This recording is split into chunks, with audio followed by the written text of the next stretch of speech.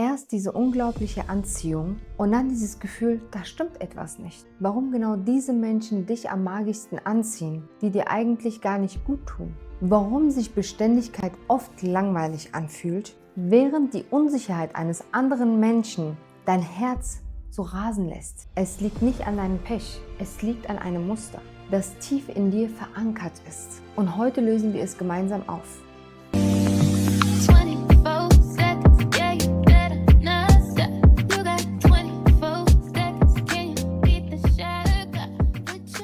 Willkommen bei einer neuen Folge von Voices of Growth. Ich bin Gülizar und heute gehen wir dorthin, wo es am meisten wehtut oder gerade im Moment dir wehtut. Aber da, wo auch die Heilung beginnen kann bei dir.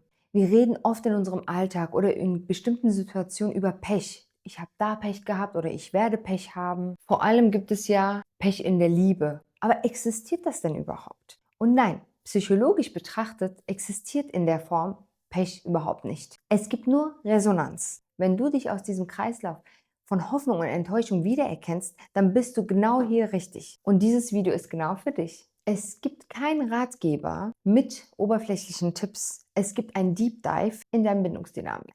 Warum ist dieser Schmerz so süchtig oder macht dich so süchtig? In der Psychologie nennt man es intimidierende Verstärkung. Wenn ein Mann dir mal Nähe gibt und sich dann wieder zurückzieht, schüttet dein Gehirn massiv Dopamin aus, sobald er sich wieder meldet. Du verliebst dich nicht in ihn. Nur dieser Moment, diese Situation macht dich süchtig, wo dann die Angst nachlässt, wenn diese Dopaminausschüttung passiert, nachdem er sich wieder bei dir gemeldet hat. Und ganz wichtig, Unsicherheit wird in deinem Nervensystem als Leidenschaft interpretiert. Wir wählen nicht das, was uns glücklich macht in diesem Moment. Wir wählen das, was uns vertraut vorkommt. Wenn du, und das beginnt in der Kindheit, wenn du in der Kindheit gelernt hast, um die Liebe zu kämpfen oder das machen musstest, um Zuneigung zu bekommen. Und wenn Zuneigung und Liebe an Bedingungen geknüpft sind oder waren in deiner Kindheit, dann fühlt sich ein emotional erreichbarer Partner für dich falsch an. Dein Unterbewusstsein flüstert dir zu, das kann nicht echt sein. Es ist zu einfach. Wahre Liebe wird in diesem Moment bei dir mit Anstrengung nämlich verwechselt, weil du das ja nicht anders kennst. Und da beginnt ja deine Angst. Oder jetzt erklären wir mal diesen Punkt. Deine Angst vor Nähe, warum überhaupt? Also warum hast du das überhaupt? Das ist nämlich der schwerste Teil, den man akzeptieren muss. Oft wählen wir unerreichbare Menschen, weil wir unbewusst Angst vor echter Intimität haben, weil wir es nicht kennen. Es ist Neuland für uns. Und dann denken wir, da passen wir doch gar nicht rein, weil wir es ja anders gewohnt sind. Und solange der andere, der sowieso sich immer wieder zurückzieht, nicht erreichbar ist, sich auch hin und wieder von uns fernhält, fühlen wir uns sicher. Denn unsere Verletzlichkeit wird da nicht preisgegeben. Es bleibt nur bei uns. Der unerreichbare Partner ist in dem Moment für dich nämlich ein Schutzschild davor, dass du deine Angst für dich behalten kannst und dass du nicht gesehen wirst. Aber wir wissen doch alle, das ist ja nicht normal. Ich meine, wir sind ja alle Menschen und wir wollen uns binden. Wir wollen nämlich eine sehr schöne Beziehung, eine wunderbare Bindung erleben. Wir wollen ankommen, irgendwann. Und wenn wir noch nicht das Gefühl haben, dass wir ankommen möchten, suchen wir ja in dem Moment und verwechseln vieles, lernen vieles auf dem Weg. Aber wichtig ist, wenn du ankommen möchtest, dass du dann diese Sachen reflektierst und dann dir einen Satz aussprichst, ja? Ich möchte aus diesem Kreis raus. Und wie kannst du da raus? Da werde ich dir jetzt natürlich auch die Infos geben. Erstens, benenne den Sog. Jetzt kommen wir zu dem Punkt. Wenn du das nächste Mal bei jemandem, der unerreichbar ist für dich, genau dieses Feuerwerk spürst, musst du dir sagen, das ist kein Zeichen der Liebe. Das ist nicht echte Liebe. Es ist nur das, woran ich gewohnt bin. Also wie ich das gelernt habe. Aber ich möchte das nicht, weil es fühlt sich doch nicht gut an. Also ist in dem Moment dein altes Muster aktiviert und du sagst dann zu dir, no, ich will das nicht. Zweitens, definiere Langeweile neu. Ich sagte ja schon am Anfang, wenn du einen erreichbaren Partner hast und den langweilig empfindest, das musst du neu definieren. Der ist nicht langweilig, der ist einfach nur neu. Und du hast Angst, du lässt dich ja auch nicht ein. Du willst ja auch nicht dieses Gefühl erleben. Deswegen gehst du lieber auf Distanz und suchst danach was so Schmerzhaftes, was dir so weh tut, was du einfach schon immer kanntest, ja. Deswegen musst du Langeweile neu definieren für dich. Lerne Beständigkeit und Zuverlässigkeit. Das ist ganz wichtig. Das ist ja auch in der Beziehung, in der Partnerschaft ganz wichtig. Und dass das als eine Sicherheit gilt in einer Partnerschaft, weil wir wollen uns ja auf unseren Partner auch verlassen können und dass eine Beständigkeit auch besteht. Ich finde, Zuverlässigkeit ist ein sehr wichtiger Punkt, weil man sich ja, wenn du jetzt zum Beispiel was Wichtiges zu tun hast oder einen Termin hast oder was anderes Neues für dich machen möchtest, dann willst du dich doch auf deinen Partner verlassen können. Und das ist ja diese Zuverlässigkeit. Du rufst jemanden an oder du bist in einer ganz schlechten Situation, hast ein ganz großes Problem und dann weißt du, aha, wenn ich jetzt meinen Partner anrufe, er ist zuverlässig. Ich weiß, dass er da ist. Und ich weiß, dass ich sicher bin. Das ist das Wichtigste, was wir in unserem Leben suchen sollten und fühlen sollten. Weil da können wir eigentlich uns entfalten, finde ich. So, jetzt kommt der dritte Punkt. Ganz wichtig. Wenn du gerade in dieser unerreichbaren Partnerschaft bist oder einen Partner hast, der unerreichbar für dich ist, musst du aufhören, dir die Frage zu stellen, wann meldet er sich wieder? Du musst aufhören, dein Handy ständig in die Hand zu nehmen. Sei beschäftigt. Kümmere dich um deine Angelegenheiten. Du hast doch bestimmt auch andere Aktivitäten oder Hobbys. Wenn du die noch nicht hast, finde sie.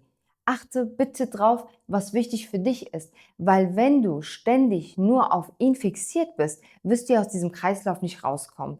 Und dieser Partner, der ja sowieso auch emotional was zu tragen hat, wird immer wieder sich auch zurückziehen. Er muss ja auch was bei sich korrigieren. Und ihr beide tut euch einfach nicht gut. Und das nennen wir ja in unserer heutigen Zeit toxische Beziehung. So, deswegen, du kannst dir auch diese Frage stellen. Warum ist mir jemand so wichtig, der mir überhaupt nicht gut tut, der mich verletzt? Will ich denn überhaupt verletzt werden? Ich meine, willst du das? Oder willst du vernachlässigt werden? Willst du ignoriert werden? Willst du nicht wie ein Teil seines Lebens nicht angesehen werden? Willst du vor seinen Freunden von ihm abgestoßen werden? Also diese ganzen Fragen einfach. Reflektiere, wie die Situation einfach in dem Moment ist. Da muss ja etwas geben, was dich auch verletzt, weil es schmerzt ja. Er ist da, du willst ihn nicht loslassen, aber er tut dir auch weh. Deswegen musst du reflektieren oder von mir auch dir aufschreiben, was dir nicht gut tut und stelle dir wirklich diese Frage. Das ist ganz wichtig. Das musst du ja mit dir selbst ausmachen. So, was sagte ich bereits? Es liegt nicht an dir, dass er dich ignoriert, dass er dich nicht will, dass er dich kaum anruft, dass er mit dir keine Zeit verbringt, dass er dich nicht als Teil seines Lebens sieht. Es ist nämlich ein Muster, was du in der Kindheit vor allem leider mitgebracht hast in dein Erwachsenenleben, aber heute das immer noch abbauen kannst, um eine schöne Beziehung auch einzugehen. Und wichtig ist Erkenntnis, also erkenne es bitte. Deswegen sage ich ja, reflektiere es, dann erkennst du es, dann bist du schon einen Schritt voraus, ja, und das ist schon ein Schritt Richtung Freiheit, was du dir schon, ich bin mir sicher, schon immer gewünscht hast und es auch unbedingt willst, sonst wärst du heute nicht hier. Und wenn du mehr verstehen willst, wie deine Verlustangst deinen Partner steuert, ja, oder wie du dementsprechend deine Partnerwahl immer hast, dann kannst du gerne oben anklicken, weil ich erstelle immer wieder Playlists und neue Videos, die auch perfekt zu diesem Thema passen. Und lass mir gerne einen Kommentar da. Was fühlst du in dem Moment? Erlebst du das gerade? Wie fühlt es sich denn überhaupt an? Oder hattest du das mal und hast jetzt ein neues Erkenntnis schon vorher gehabt und wolltest einfach mal auf dieses Video klicken, um zu gucken, ob du doch was Neues lernen kannst? Ich bin sehr, sehr, sehr, sehr gespannt, was ihr da mir mitzuteilen habt. Und ich lese natürlich alles. Und natürlich sehen wir uns nächste Woche bei Voices of Growth für eine neue Folge. Und wenn ihr diesen Kanal noch nicht abonniert habt, dann abonniert bitte. Der ist irgendwo dort. Ich werde es nicht lernen, aber ich weiß, dass er irgendwo da ist. Ich kann es spüren. Deswegen gerne bitte abonnieren und wenn ihr meint, okay, ich habe das schon hinter mir, aber dieses Video könnte einer Freundin helfen, dann bitte weitergeben, weil ich freue mich sehr. Diese Videos sind ja auch dafür gemacht, dass die eine Hilfestellung für euch sind als Information. Ich hätte mir damals auch so gerne gewünscht, dass es solche Videos oft gibt. Und natürlich möchte ich euch auch sagen, dass ihr nicht alleine seid, dass ihr immer einen Weg daraus finden könnt aus dieser schmerzhaften Situation. Ihr dürft nur nicht aufgeben, habt immer die Hoffnung, es gibt immer eine Lösung. Das kann ich euch wirklich versichern, es gibt immer eine Lösung. Auch wenn manchmal alles so dunkel aussieht, nein, es gibt immer ein Licht des Tunnels. Am Ende des Tunnels ein Licht. Am Ende des Tunnels ein Licht. Okay, das haben wir jetzt. Sorry. Also, tut mir leid. Manchmal habe ich das so Verwechslung mit meinen Wörtern, aber ihr habt mich schon verstanden, hoffentlich.